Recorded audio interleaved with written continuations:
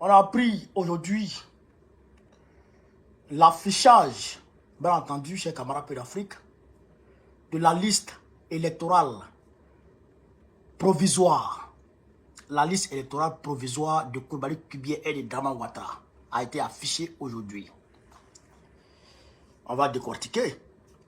Mais on a appris aussi une bonne nouvelle, très très bonne nouvelle, du côté de l'AES vis-à-vis de la France coloniale, de la France néocoloniale. Les instruments néocolonialistes sont en train de tomber les uns après les autres. On va décortiquer aussi, chers camarades. Alors, je vais vous demander si de pomper les cœurs, de tapoter partout, partout, partout. Allez, tout le monde, on pompe les cœurs. Tout le monde, on pompe les cœurs. Tout le monde, on pompe les cœurs. On pompe les cœurs, on pompe les cœurs. Tout le monde, on pompe les cœurs. Frère, on va commencer. Alors, Coulibaly Kubié a affiché aujourd'hui la liste électorale, la liste électorale provisoire. Ça veut dire quoi? Ça veut dire que ce qui est affiché là, ce n'est pas définitif. Il peut y avoir des réclamations ici et là pour qu'on puisse faire un petit réglage et tout et tout. Mais ce qui a frappé tout le monde, ce qui a frappé l'ensemble des Ivoiriens et des Africains, c'est que Alassane Dramane Ouattara lui-même, qui est d'origine burkinabé, là je suis sur la terre de Dramane Ouattara, mais comme c'est un maudit, il renie ses origines, il renie la terre qu'il a vu naître, il renie la terre où est enterré son cordon ombilical, il renie la terre de ses ancêtres, la terre de ses parents. C'est un camarade d'Afrique. Donc Dramane Ouattara qui est d'origine burkinabé, qui est devenu ivoirien, par la magnanimité du président Laurent Gbagbo. Gbagbo, qui a fait de lui ivoirien, est sur la liste électorale. Attention, même si Blaise Compaoré qui a assassiné ici froidement notre père de la révolution Thomas Sankara et ses camarades, si Blaise Compaoré le souhaite aujourd'hui, peut être sur la liste électorale, puisqu'il est en Côte d'Ivoire depuis 5 ans, il a eu la nationalité depuis plus de 5 ans, donc maintenant, s'il le souhaite, il peut être sur la liste électorale. Blaise Compaoré. Donc, Dramane Ouattara est sur la liste électorale. Adama Bitogo, qui est d'origine burkinabé aussi, est sur la liste électorale. Marou Touré, qui est d'origine guinéenne, est sur la liste électorale. Et j'en passe. Et j'en passe. Il dit bien, j'en passe. Tidjane Thiam, mes frères, mes camarades, mes amis du PDC, vous m'excusez, mais la vérité est la vérité. La vérité est bonne à dire. Et bon, on connaît dit la vérité. Tidjane Thiam, qui est d'origine sénégalaise, de père, de mère et de terre, eux-mêmes sénégalais de père, de mère et de terre. Lui, il est sur la liste électorale. Lui, il est sur la liste électorale. On a vu son nom ici. Il est sur la liste électorale. Alors, et j'en passe. Et j'en passe. Son grand frère même gouverneur de Yamoussoukro, et j'en passe. Laurent Gbagbo, le président Laurent Gbagbo, ivoirien de père, de mère et de terre, eux-mêmes ivoiriens de père, de mère et de terre, eux-mêmes ivoiriens de père, de mère et de terre.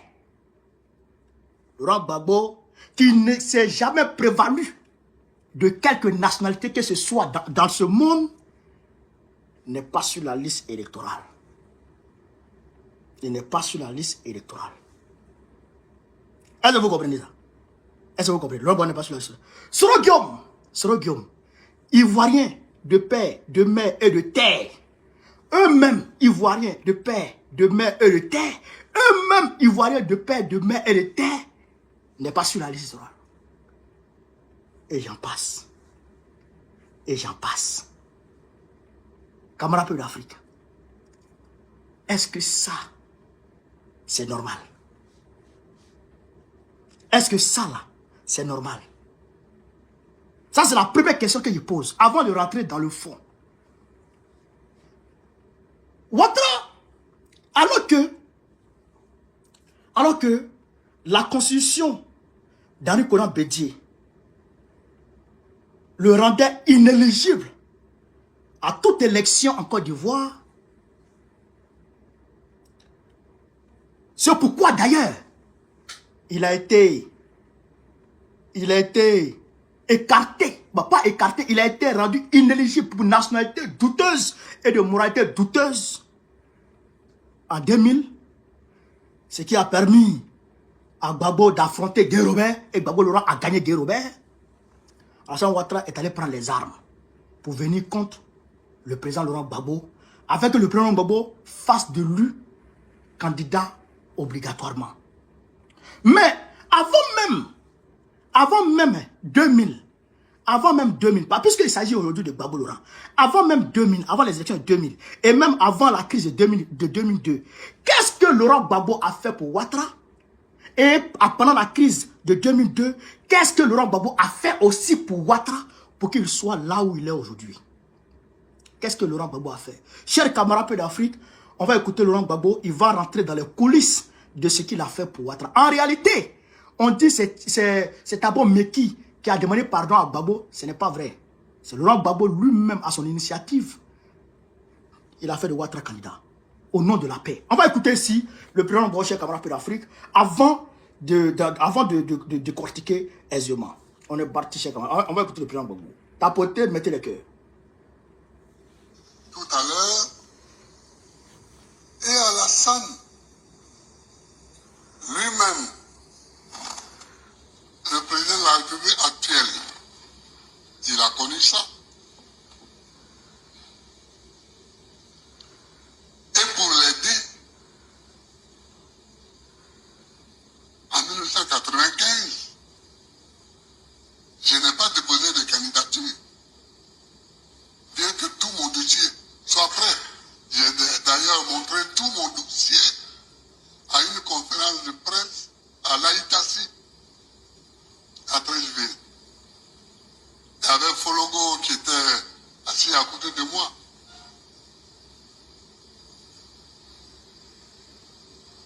À l'époque, quels sont les sacrifices qu'on n'a pas fait pour lui? On en a fait beaucoup. On en a fait beaucoup. Déjà, là, le président Gbagbo, il parle des sacrifices qu'il a consentis pour Alassane Ouattara en 1995 déjà. Lors du Front républicain. Lors de la coalition de l'opposition qui a formé le Front républicain. Le sacrifice qu'il a consenti pour Alassane Ouattara. Il a refusé d'aller aux élections de 1995 contre Henri Konan Bédié parce que Bédié a pris une loi qui écartait Alassane Ouattara, que Laurent Gbagbo considérait à l'époque comme un ami. Est-ce que vous comprenez ça? Est-ce que vous comprenez ça? Il a tous ses dossiers au complet. Laurent Gbagbo, que vous voyez, il a tous ses dossiers au complet. Il est prêt à aller déposer ses dossiers pour être candidat. Et sa candidature sera acceptée.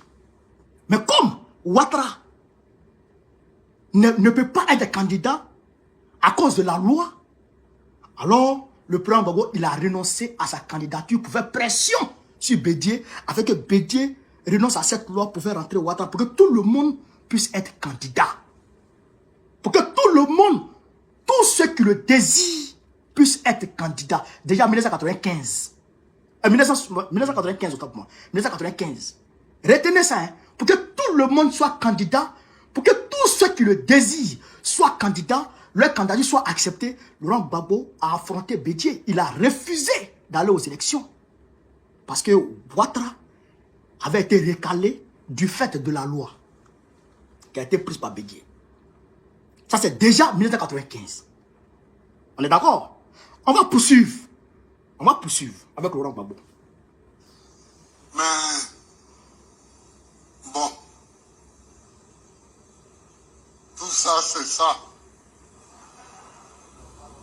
C'est pourquoi on distingue un homme d'un autre homme.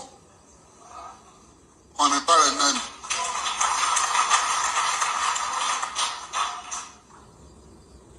Et à Pretoria, c'est moi Écoutez. qui ai pris l'initiative de dire à Thabo Mbeki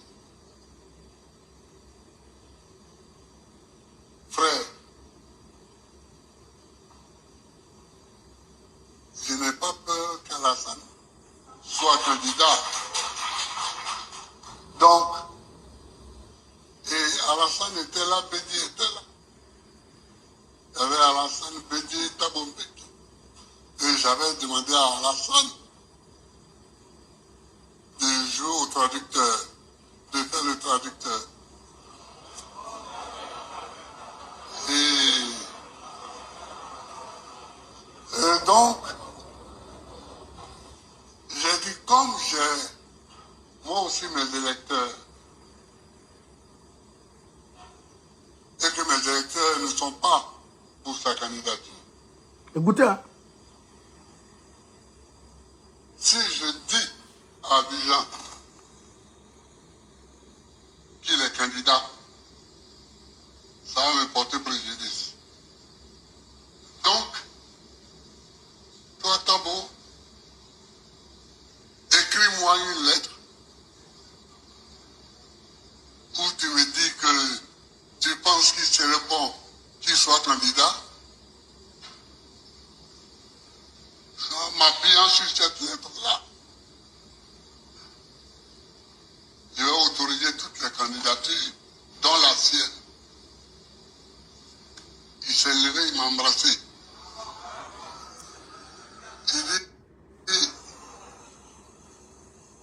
Il dit c'est bien. Et c'est comme ça. Le petit était là. Le petit est décédé maintenant. Et donc, maintenant, mon petit vit encore. Donc, vous avez entendu le président Laurent Gbagbo. Il dit, c'est lui, quand ils sont allés se rencontrer à Pretoria, personne ne lui a mis pression sur lui. C'est lui qui dit, il n'est pas peur de Ouattara à l'élection présidentielle. Il n'est pas peur de lui. Je n'ai peur de personne parce qu'il a confiance en ma popularité. Alors, je vais faire de lui candidat. Mais, comme j'ai mes électeurs qui ne sont pas favorables à sa candidature, si je vais tout ce pour dire, bon, j'ai décidé que Ouattara soit candidat, je peux me faire harakiri. Je peux me tirer une balle dans les pieds parce que mes électeurs peuvent être fâchés contre moi. Donc, pour éviter ça, Thabo Mbeki, écris-moi une lettre. Envoie-moi cette lettre pour dire, je souhaite que Ouattara soit candidat. Il serait bon que Ouattara soit candidat. Est-ce que vous comprenez? Comme ça, en s'appuyant sur cette lettre, le président Laurent Gbagbo, il fera de tout le monde candidat. C'est pourquoi je vous ai dit de retenir, pour que tout le monde soit candidat en 1995, il a refusé d'aller aux élections. Pour que tous ceux qui souhaitent être candidats, leur candidature soit acceptée. Et que le peuple qui est souverain, lui seul, décide à qui est-ce qu'il va confier sa destinée. C'est ça un vrai démocrate, dans le sens le plus pur. Laurent Gbagbo. Et quand il a dit ça à Ouattara, comme c'est Ouattara qui traduisait, comme il parle anglais un peu, donc quand c'est Ouattara qui traduisait, Ouattara a sauté sur lui. Il dit merci, c'est bien. Il a sauté, il a placé le président. Et puis il dit merci, c'est bien. Ça, c'est à Pretoria. Et fidèle à ses principes, respectant sa parole, quand Thabo Mbeki a envoyé la lettre, il a dit, bon, je prends au nom de l'article 48, je fais de toi candidat. Tous ceux qui souhaitent être candidats peuvent l'être, y compris Alassane Ouattara. Pour 2010, à titre exceptionnel. À titre exceptionnel, parce qu'il ne rentrait pas dans le cadre, chers camarades d'Afrique, de la constitution ivoirienne. Puisqu'il était ivoirien. Est-ce que vous comprenez ça? Laurent Gbagbo a fait des sacrifices au nom de la paix. Mais il y a certaines personnes qui disent, oui, ce n'est pas de gaieté de cœur que le président Gbagbo a fait de Ouattara candidat. Ce n'est pas de gaieté de cœur. Mais même si ce n'est pas de gaieté de cœur, même quand même, l'histoire retient qu'il a fait de lui candidat au nom de la paix. Parce que Laurent Gbagbo, à l'instar, je dirais, contrairement, je dirais, à l'instar de plusieurs dictateurs, il pouvait dire, je m'en fous. Le peuple d'accord mourir, je m'en fous. Voici le Soudan. Oumar el-Béchir s'est assis sur le Soudan. Il a bâclé toutes les négociations. Le Soudan a été divisé en deux. Et là encore, le Soudan est en train d'être divisé en trois. Mais Laurent Gbagbo, pour ne pas que le pays, notre Côte d'Ivoire, soit divisé, il a mis, lui, son confort, sa vie, sa présidence, son pouvoir, entre parenthèses. Et il a mis au-dessus l'intérêt supérieur de la nation. L'unité de la nation. Et il a fait de Draman Ouattara candidat. candidat. Mais pendant que le président Gbagbo préparait la campagne, pendant qu'il lui faisait campagne, Dramane Ouattara et ses maîtres et les Nicolas Sarkozy étaient en train de préparer la guerre. Parce que selon eux, Dramane Ouattara devait être président coûte que coûte. Chers camarades d'Afrique, on va écouter ici. C'est pas fini. Ce que le Laurent Gbagbo a fait pour Ouattara là, c'est pas fini. Et on ne pourra pas tout citer. Mais quand même, on va écouter Ouattara lui-même. Ce que le Laurent Gbagbo a fait pour lui, il va expliquer un peu. Il va expliquer un peu. Et on va rentrer en profondeur. On va les décortiquer maintenant le fond du problème, le fond du dossier. Parce que les gens s'appuient sur une chose pour dire oui, à cause de ça, le Laurent Gbagbo peut être candidat. Mais on va rentrer dans le fond. On va tout décortiquer aujourd'hui. Bien, s'il est dans la carrière, chers camarades d'Afrique. Tapoter, mettez les cœurs. On va écouter sur Ouattara lui-même. Avancer, aller de l'avant, pour bien sûr nous-mêmes, pour les prochaines générations. Je voudrais réitérer mes condoléances à mon frère pour le décès de la maman, Dado Marguerite, et d'Abdourahmane Sangaré. Tous les deux sont partis alors qu'il était absent du territoire. Je lui ai dit que nous avons une pensée bien sûr pour eux et nous continuons de prier pour qu'ils reposent en paix. D'accord, attends d'abord. Là, il dit que le président Gbagbo a perdu sa maman et le président Gbagbo a perdu son meilleur ami Abdourahmane Sangaré qui s'occupait de la maman du président Gbagbo et d'ailleurs qui a géré les obsèques de la maman du président Gbagbo, qui a pris la place du président Gbagbo auprès de sa maman et pendant les obsèques de sa maman. Mais attention, quand la mort du président Laurent Gbagbo est décédée, alors que le président Gbagbo à la CPI bénéficiait encore de la présomption d'innocence, c'est-à-dire qu'il était présumé innocent toujours, puisqu'il n'avait pas été condamné et il n'a jamais été condamné. Donc il avait le droit de demander à ce qu'on le conduise auprès de sa maman pour qu'il puisse assister, pour qu'il puisse enterrer dignement sa maman. Il pouvait le faire. Mais Dramane Ouattara l'a refusé. Catégoriquement refusé. Vous avez compris ça? Abdourahmane Sangaré est décédé. Pareil. Dramane Ouattara a décidé. Il a refusé. Mais on va continuer. On va l'écouter, Dramane lui-même. Qu'est-ce que Gbagbo a fait pour lui? On va l'écouter. C'est très important pour nous tous. Et quand j'ai perdu ma mère, alors que moi j'étais en exil, Laurent Gbagbo a facilité mon retour pour que je puisse participer et prendre en charge les funérailles.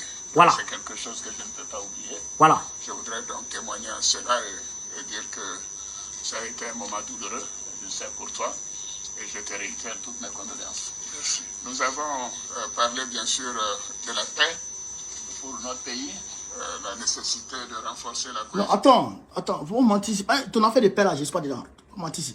Donc, vous avez entendu. Il était en exil, sa maman est décédée. Sa pseudo-maman. Sa pseudo-maman, c'est pas sa maman, c'est Nabidou Zizi. Il dit sa maman est décédée derrière lui alors qu'il était en exil. Laurent Gbagbo a facilité le retour de Dramane Ouattara en lui donnant un passeport diplomatique. Passeport diplomatique. Vous comprenez ça? Passeport diplomatique conformément à son statut d'ancien premier ministre. Avec l'argent de viagers qui va avec. Ok. Non, c'est-à-dire que quand un homme devient ingrat d'une manière, il faut qu'il clique, quoi. C'est-à-dire qu'il faut pas laisser ça à Dieu. Pour Dramane, on ne peut pas laisser ça à Dieu. Hein. Il faut qu'on le gifle. Mais sa tête qui est lisse, en train de faire de bébé là, mais il faut qu'on tape dessus un peu. Sinon, il y aura moins. Est-ce que vous comprenez ça? Il était en exil pour chasser. Il a sauté.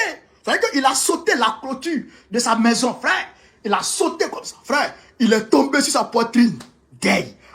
C'est qu'André un singe. Il est tombé sur sa poitrine. Vous voyez qu'il marche dans la...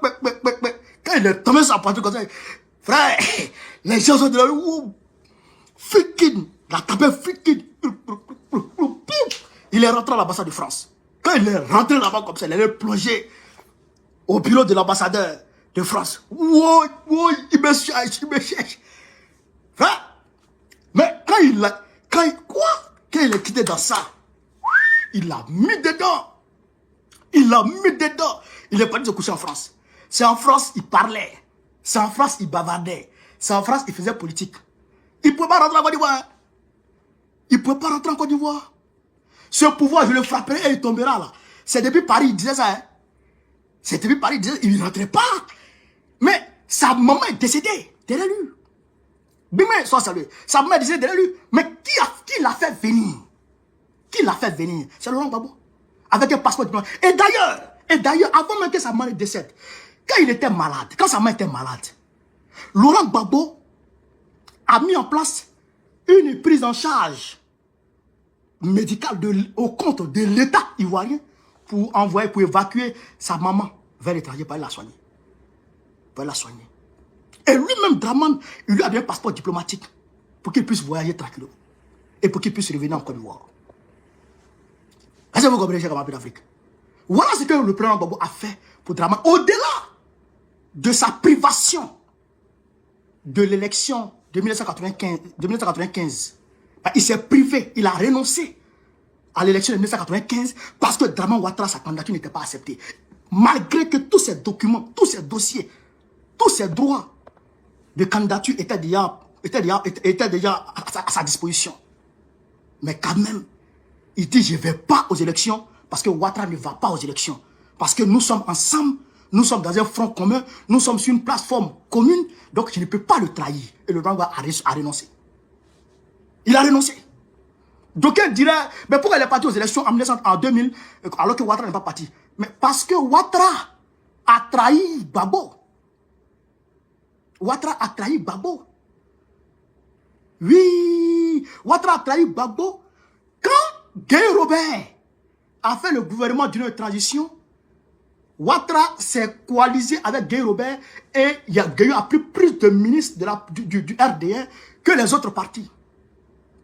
Guy a pris plus de ministres et d'ailleurs Ouattara il mettait le croc en jambe aux ministres issus du FPI. Donc c'est là que le front républicain a pris un coup. Et à partir du moment où le front républicain a pris un coup, chacun est parti dans son chacun. C'est pourquoi le président Gbagbo est parti aux élections contre Guy Robert.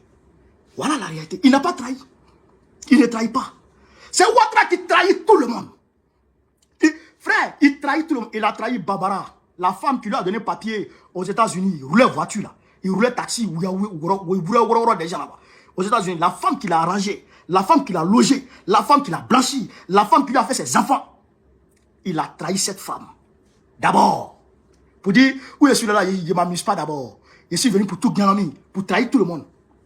Frère, Djenou Kobena qui lui a donné son RDR, il a trahi Djenou Kobena. On ne sait pas comment, on ne sait pas dans quelles conditions le monsieur est mort. Mais trahison de Draman. Frère, ils sont venus au Burkina Faso. Ils ont formé la rébellion. Les IB, les Soroguium, tous ceux-là, aujourd'hui, là, il a tué IB. Il a tué Ouattara. Frère, il a chassé Soroguium. Il a tué Ahmed Barako, Amadou Smaoro, Bon Koulibaly. Frère, mais le gars, il trahit tout le monde. Bédié, il a trahi Bédié. Il a trahi Bédié. La seule personne, la seule entité que Draman n'arrive pas à trahir, c'est la France. Parce qu'il sait que là-bas, s'il a trahi, là, au bas Kliti, s'il a trahi la France, ils vont le gifler, ils vont le botter. Donc, il a peur de les trahissements, il a envie de les trahir. Est-ce que vous comprenez ça? Il a envie de les trahir, mais il a peur. C'est la peur qui fait qu'il ne peut pas le trahir. Est-ce que vous comprenez? Donc, camarades d'Afrique, voilà ce que Gbagbo a fait pour Draman Ouattara. Voilà ce qu'il a fait. Et puis Draman Ouattara est aujourd'hui président de la République de Côte d'Ivoire. Mais, aujourd'hui, Laurent Gbagbo, que toi-même tu as pris,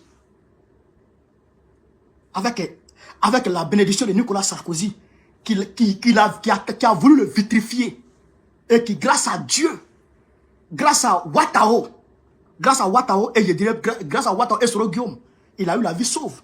Parce que Katina l'a dit, que Ouattara a dit, que, comment on appelle ça, il ressort qu'en réalité, Ouattara est parti sécuriser le président pour dire, monsieur le président, portez ce gilet, portez ce casque, sinon on veut vous tuer. Ouattara a dit ça, c'est Katina Koné qui a dit ça, sur, comment on appelle ça, sur Afrique Média. Donc ça, c'est une réalité. Quand Katina parle, c'est le sous-sur. Ça, c'est une réalité. Est-ce que vous comprenez ça? Donc, grâce à eux, grâce à Dieu, ils n'ont pas pu le tuer. Et toi, Draman Ouattara, tu l'as pris, tu l'as envoyé à Korogo. Tu as eu le faire asseoir sur une chaise. Le président Gbagbo était assis comme ça, sur une chaise. Il ne pouvait pas dormir, il ne pouvait pas se coucher, il ne pouvait pas se lever, rien. Il est comme ça. Quand les gens arrivent, quand les visiteurs arrivent, on l'envoie dans une salle propre. Quand ils s'en vont, on le met au cachot. Il a souffert, c'est pourquoi il a mal aux pieds. Vous avez entendu Nadi Bama a cassé les papos. Vous avez entendu, bon, il a pleuré. Comment que Ouattara l'a maltraité. Tu as fini de le maltraiter à Korogo. Tu vas aller l'humilier maintenant aux yeux du monde entier. À la Coupe pénale internationale pour dire oui, où il s'en va là. Hop, humiliation n'est pas humiliation, il va rester là-bas. Tu as pris l'argent des Ivoiriens pour donner à Fatou Bensouda. Tu as pris l'argent des Ivoiriens pour donner d'abord à Luis Morido Ocampo. Luis Morido Ocampo qui a commencé à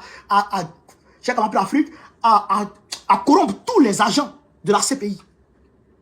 En plus de cela, Luis Morido Ocampo est chassé. Fatou Bensouda arrive.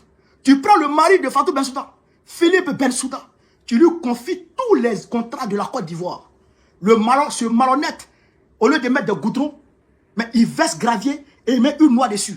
Et quand la pluie vient, ça ramasse. Et puis, il n'y a pas de coupable. C'est-à-dire qu'on investit l'argent de la Côte d'Ivoire et la pluie vient tout ramasser. C'est que du faux boulot, mais il n'y a personne qui est poursuivi. C'est le mari de Fatou Bensouda qui fait ces conneries-là. Mais le gars se donne le tout de faire toutes ces conneries-là parce qu'en réalité, sa femme est en train de gérer le dossier Gbagbo. Et donc, Ouattara dit à Philippe Bensouda, tant que ta femme maintient Gbagbo en prison, mais tu auras tout ce que tu veux en Côte d'Ivoire ici. C'était le deal. Donc, des milliards sont mis à la disposition de Fatou Bensouda et de son mari Philippe Bensouda. Nicolas Sarkozy est téléporté de l'autre côté du Golfe pour aller gérer les biens de la Côte d'Ivoire dans le Golfe. C'est Nicolas Sarkozy qui était dans l'ambassadeur de la Côte d'Ivoire auprès du Qatar. Frère, mais tout ça pour que Laurent Gbagbo reste là-bas. Mais Laurent Gbagbo a vaincu le tribunal international. Où tu l'as envoyé là, il a vaincu ce tribunal. Et avant que Laurent Gbagbo n'arrive, mais la constitution de 2000, si je m'abuse, éliminait Laurent Gbagbo. Éliminer Laurent Gbagbo. Puisque Laurent Gbagbo ne pouvait pas être candidat, puisqu'il avait plus de 75 ans maintenant. Mais Draman a sauté le verrou de 75 ans, et donc, pour permettre à Bédié et lui-même d'être candidat. Donc, Laurent Gbagbo revient et il rentre dans, comment on appelle ça? Il rentre dans le cadre légal pour être candidat. C'est pas lui, c'est pas Laurent Gbagbo qui a fait de lui-même candidat. C'est pas Laurent Gbagbo qui s'est donné la possibilité ou la légitimité d'être candidat. C'est toi, Draman, qui a changé la constitution et du fait de ce changement constitutionnel, de cette modification constitutionnelle, Laurent Gbagbo rentre dans le cadre de tous ceux qui veulent être candidats maintenant. Et comme tu sais ça, tu te dépêches en 2018 pour le condamner, soi-disant qu'il a braqué BCAO, qu'il a volé cafetière, qu'il a volé Seridaga, qu'il a volé l'argent, qu'il avait Kalash. Et Laurent Gbagbo c'est-à-dire que Laurent Gbagbo s'est habillé en Rambo. Et puis il est parti à la BCAO pour aller dire, hey, oh les mains, donnez tout ce que vous avez. Laurent Gbagbo est parti braquer la BCAO. Alors que la BCAO elle-même qui a été braquée, n'a pas porté plainte. Et la BCAO elle-même dit, vrai là, en 2010-2011 là, c'est vrai qu'il y a eu crise en Côte d'Ivoire, mais nous là, on n'a pas été braqués. Nous là, on n'a pas été volés. Donc on ne porte pas plainte. Mais Draman Ouattara, c'est assis chez lui. Pour dire non, il faut qu'on condamne Gbagbo parce qu'il a volé. Celui qui a été volé dit je n'ai pas été volé. Mais toi qui es assis à côté, tu dis non, tu as été volé en bris. Frère, habit tu n'as pas porté là. Ta main cherche quoi dans la poche. Frère, habit pantalon que toi tu n'as pas porté là. Mais pourquoi ça te sert? Chaussures tu n'as pas porté là. Mais dans quel coup ça te sert là-bas? C'est chaussures de la CEDEAO. C'est t-shirt de la CEDEAO. C'est pantalon de la CEDEAO. La CEDEAO dit que moi où je suis là, je suis bien habillé, je suis propre. Non, tu dis non, ta chaussure là te sert. Il faut qu'on trouve une solution. Et donc, tu parles des micmacs, tu fais condamner Laurent Gbagbo à 20 ans de prison. Donc, inéligible pour quelques élections que ce soit. On a vu le jeu. On a vu le jeu.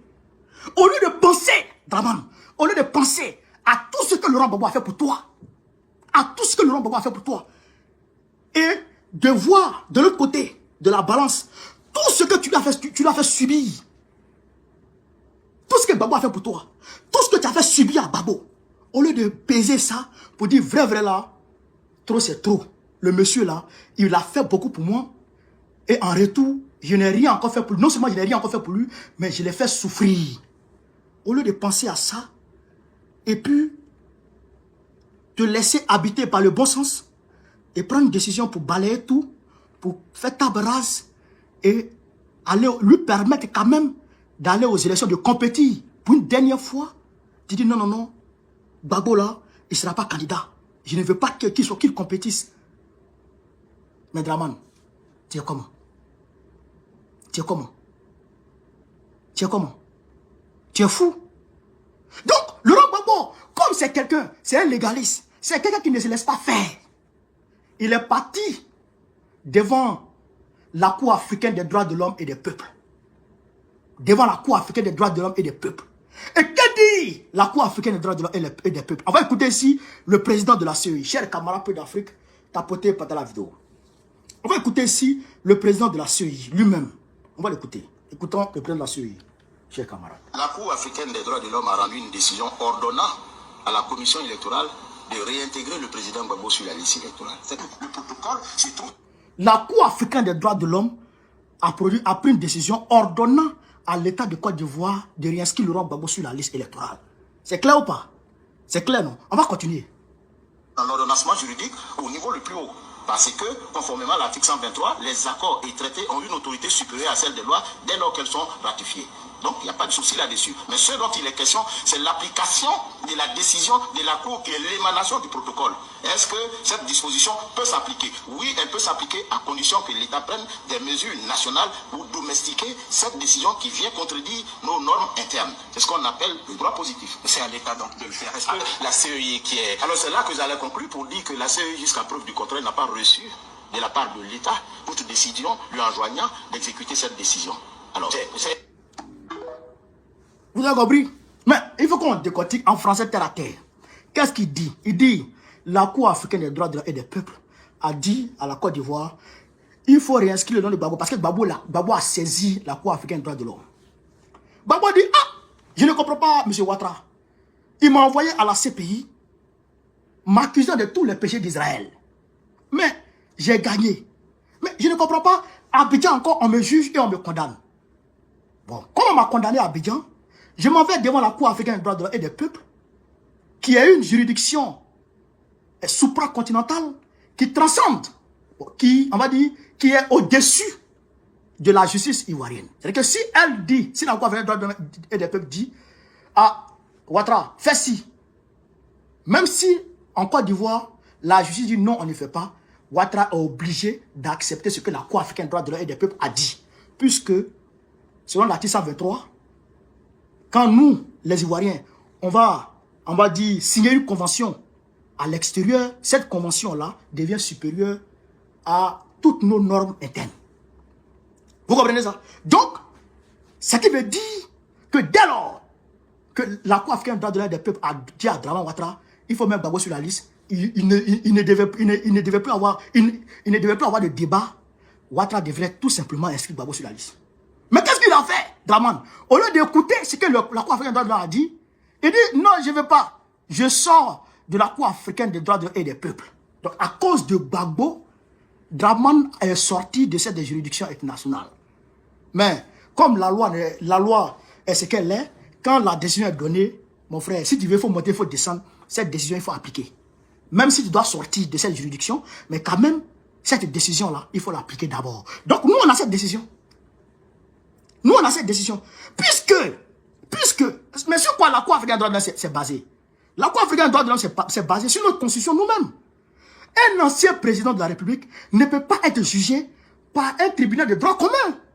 Non! Laurent Gbagbo ne peut pas être jugé comme un voleur de piment au marché.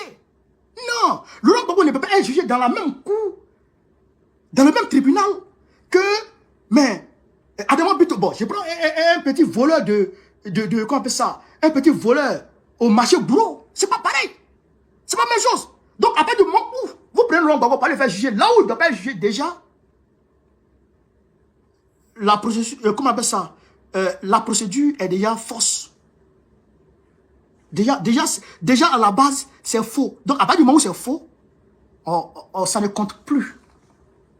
La décision qui découle de cette procédure judiciaire ne compte plus. Ça tombe à l'eau. Est-ce que vous comprenez ça? Donc, à partir du moment, on devrait clore le débat et réinscrire Gbagbo sur la liste électorale. Mais Ouattara n'a pas accepté. Ouattara n'a pas accepté. Vous comprenez? Ouattara n'a pas accepté et il a maintenu Laurent Gbagbo hors de la liste électorale.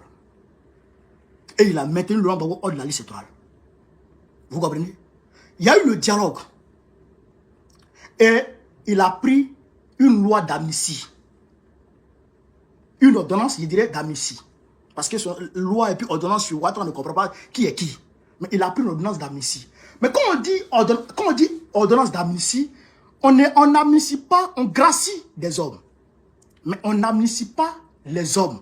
On amnistie les faits. Vous comprenez? On amnistie les faits. Et quand les faits sont amnistiés, à partir de ce moment, tous ceux qui ont été condamnés à partir de ce fait-là doivent être blanchis. C'est comme au Sénégal. Diomaye Faye, pour que Diomaye Faye soit candidat, et Sonko soit éligible aujourd'hui, Macky Sall a pris une loi d'amnistie qui a effacé tous les événements de 2021 jusqu'à 2024. Tout a été effacé. Et donc, quand tout a été effacé, automatiquement, lui-même, ces hommes qui ont commis des exactions, Sonko qui était condamné, Diomaye Faye qui était condamné, et tous ont été totalement blanchis. Donc, comme Diomaye Faye avait déjà déposé une candidature, alors Sonko a pris Diomaye Faye en même temps pour qu'il soit candidat. Mais en Côte d'Ivoire, non seulement les faits ont été amnistiés, mais Ouattara dit, malgré que les faits ont été amnistiés, malgré que tout a été effacé, mais pour Laurent Gbagbo seul n'est pas effacé.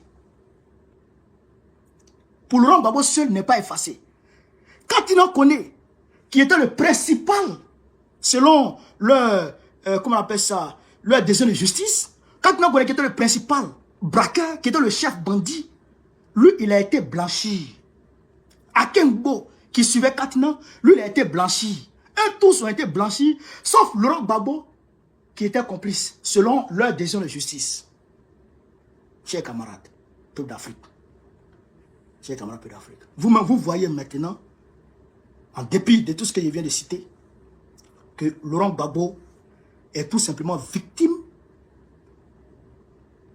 d'exclusion politique. Vous comprenez ça? Il est victime d'exclusion politique. Alors que lui, Ouattara, quand il a dit, il a considéré qu'il était exclu politiquement, qu'est-ce qu'il a fait? Draman, qu'est-ce qu'il a fait? Il est allé manipuler les jeunes Ivoiriens, les faire accompagner par les jeunes, certaines personnes du Burkina Faso, du Mali, de la Guinée, sur la base de leur doctrine religieuse, pour dire, comme je suis musulman, on ne veut pas que je sois candidat. Alors, il est allé faire la guerre aux Ivoiriens pour qu'ils soient candidats. Bon, nous aujourd'hui, on fait face à cette même situation. Je ne dirais pas cette même situation, je dirais une situation pire. Puisque toi, Draman, il était établi clairement que tu n'étais pas ivoirien. Tout était clair, tu n'étais pas ivoirien. Voilà, donc, tu avais tort de dire que tu avais été exclu abusivement. Ça, c'est une réalité. Mais aujourd'hui, Laurent Gbagbo qui est ivoirien, qui est né en Côte d'Ivoire, ses parents sont nés en Côte d'Ivoire, tout le monde est né en Côte d'Ivoire. Tu l'exclus à travers des artifices politiques. Tu l'exclus. Bon, nous, maintenant, là, qu'est-ce qu'on doit faire? Qu'est-ce qu'on doit faire? On doit utiliser ta méthode pour faire accepter la candidature de Gbagbo? Ou bien qu'est-ce qu'on doit faire? Mais nous n'allons pas utiliser ta méthode, puisque nous ne sommes pas des vatanguers.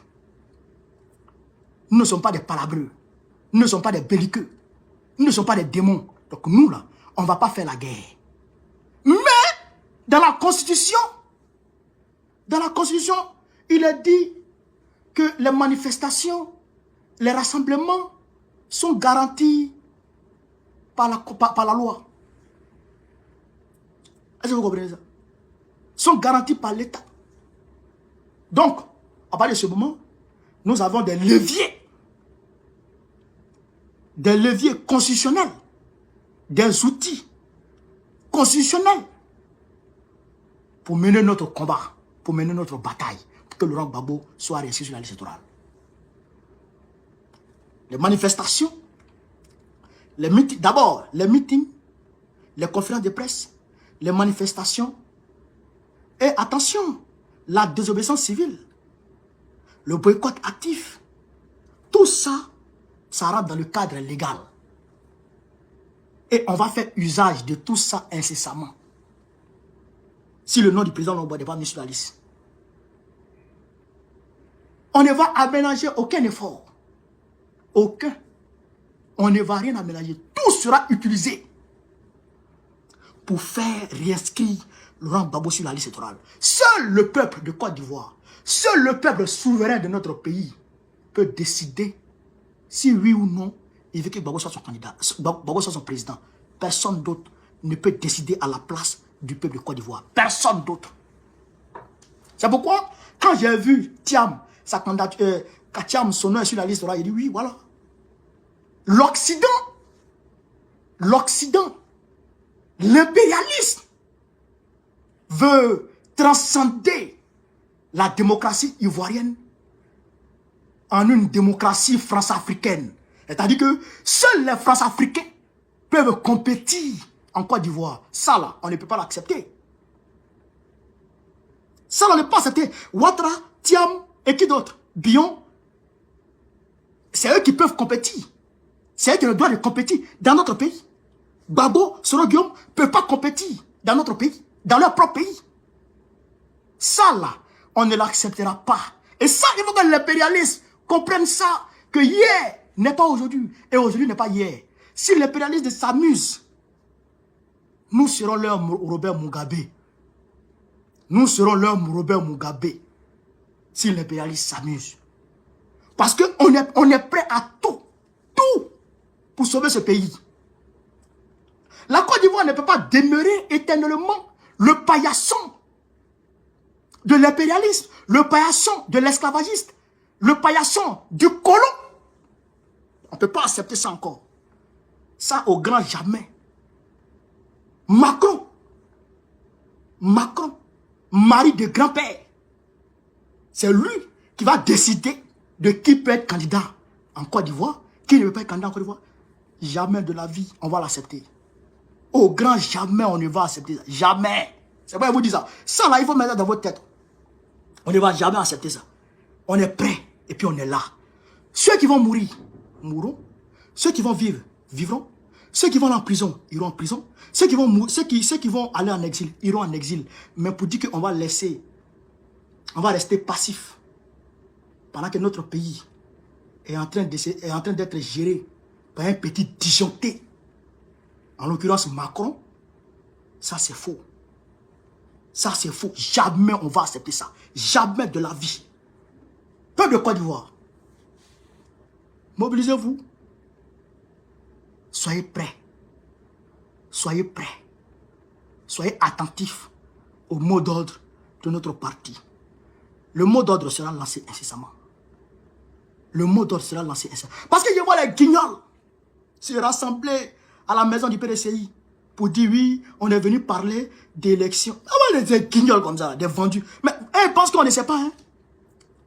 Blé Goudé pense qu'on ne sait pas qu'il est tenu par les couilles, par le pouvoir Dramani Saleh. Ils pensent que nous on ne sait pas ça. Nous on sait ça. On sait que tu es tenu par les couilles, par Draman. Tu ne peux rien créer. Donc toi là, on ne te calcule pas. Simone, elle est tenue.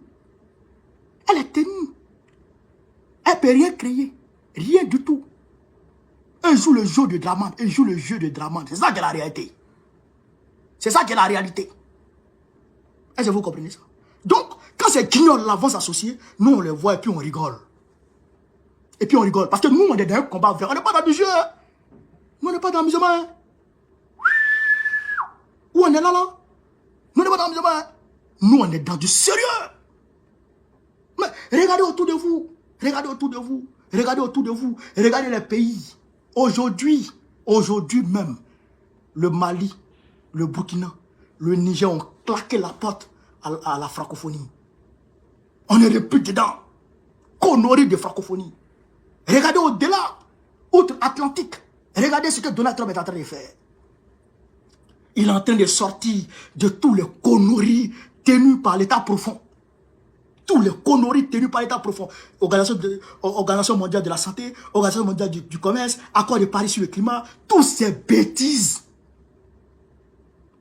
Toutes ces bêtises néocolonialistes. Toutes ces bêtises impérialistes. Ils sortent de tout ça. Et c'est ce que nous allons faire.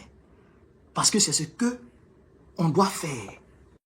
C'est ce qu'on doit faire. Et c'est ce que nous devons faire. C'est ça qui est la vérité. Donc, camarades, tenez-vous prêts. On n'est plus qu'à 7 mois des élections. Tenez-vous prêts. Le combat a démarré. On va aller en vitesse et avec plus de puissance. Est-ce que vous comprenez ça? Donc, voilà ce qu'il voulait dire de ce côté-là. Je remercie, je félicite le Mali.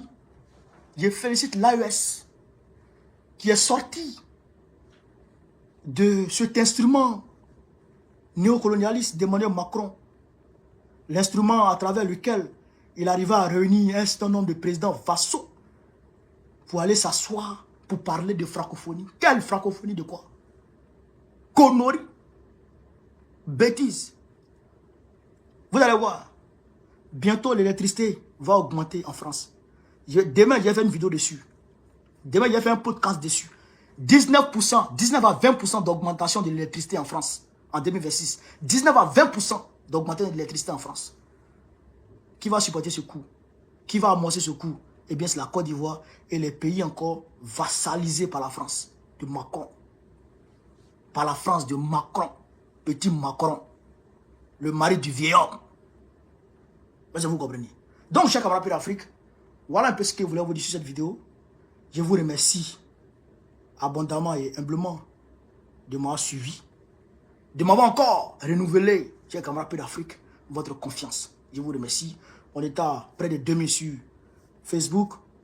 On est à 2400, 2500 sur TikTok. C'est fameux. Là encore, on est à 2200 sur TikTok. C'est fameux. 1400 sur Facebook. C'est fameux. Je vous remercie, chers camarades. On va se prendre peut-être demain. On va décortiquer parce que demain, il y aura une conférence de presse de mon parti. Donc, animée par le PEX dans notre DJ. Donc, on va suivre ça. Et on va décortiquer ça après. Voilà, c'est de ça qu'il s'agit. Donc, j'ai appelé l'Afrique. Sur ce, vive l'Afrique libre. Vive le panafricanisme. Vive tous les présidents panafricains. Gbagbo, président de la République Côte d'Ivoire, en octobre prochain. Vive l'AES. Vive Ibrahim Traoré. Vive Assimi Goïta. Vive le président Tchani.